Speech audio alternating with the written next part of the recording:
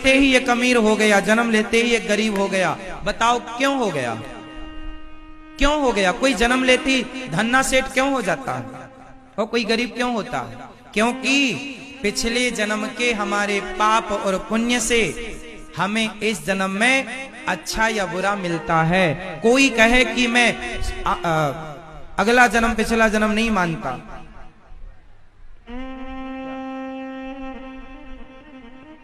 यदि कोई कहे कि मैं अगला जन्म पिछला जन्म नहीं मानता, तो आप ना मानिए ना। आपके ना मानने से क्या होगा?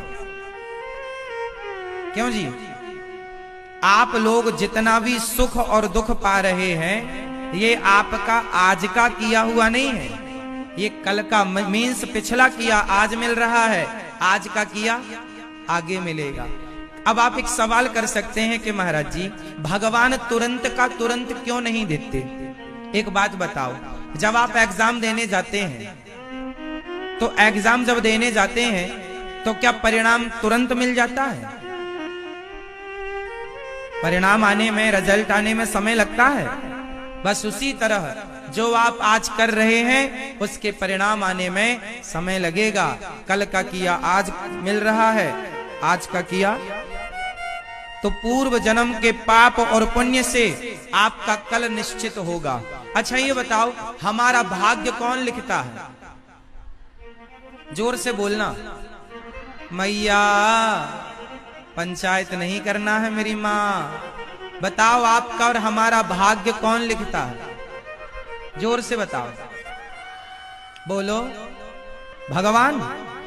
तो भगवान ने आपके भाग्य में दुख लिखा, आपके भाग्य में गरीबी लिखी, तो क्या भगवान ने आपको गरीब बनाया? आप लोग गलत कह रहे हैं। हमारा भाग्य भगवान नहीं लिखते, हमारा भाग्य भगवान नहीं लिखते। भगवान, हमारा भाग्य कौन लिखता है? जोर से।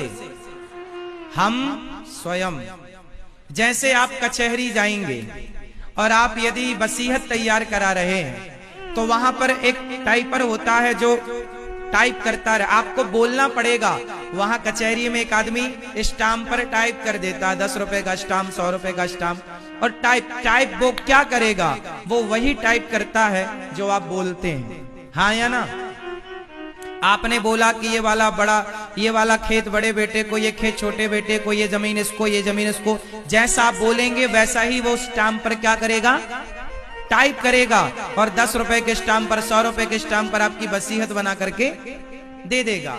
उसी तरह जब आप यहाँ से मरकर जाते हैं तो 100 साल की उम्र में जितना भी आप पाप पुण्य करते हैं, यमराज जी पूछते हैं, चलो बताओ क्या क्या किया। आपने बताते गए, मैंने इतना पुण्य किया, इतना पाप किया, उसका हिसाब किताब यमराज जी लिखते गए, और जो लिखा 10 रुपए के स्टाम्प पर, वही तुम्हारा भाग्य हो जाता है। वही जो तुमने बोला, जो पाप और पुण्य का हिसाब वहां करके लिखा गया, वो अगले जन्म में आकर फिर यहाँ भोगना पड़ेगा। अच्छा किया था तो अच्छा लिखा गया, बुरा किया था बुरा लिखा गया। तो आपके भाग्य विधाता आप खुद हो। फिर प्रश्न खड़ा हुआ कि जब हमारे ही कर्मों का दंड हमें मिलना है, हमारे ही कर्मों का फल हमें मिलना है, तो बताओ फिर भगवान की भक्ति क्यों करें? उत्तर दो, बोलो। हमारा किया अच्छा या बुरा हमें मिलता है, हाँ या ना? तो जब हमारे कर्मों का फल ही हमें भोगना पड़ता है, अच्छा या बुरा, तो फिर भगवान की जरूरत कहां है? भगवान की जरूरत क्यों है? बताओ। आप लोग जो भी भोग रहे हैं वो अपने कर्मों का दंड भोग रहे हैं, अच्छा या बुरा। तो ये बताओ फिर भगवान की भक्ति क्यों करें जब कर्मों का ही फल भोगना है? अच्छा करेंगे तो अच्छा मिलेगा, बुरा करेंगे तो बुरा, फिर भगवान की भक्ति क्यों करें? उत्तर दो। भगवान की भक्ति क्यों की जाती है? मैया कुछ तो बोलो मेरी माँ। हाँ, ओ मेरी माँ, पड़ोसन सी बतिया रही हो, थोड़ा हमसे भी बात करो। बताओ भगवान की जरूरत कहां है, क्यों है, क्यों है?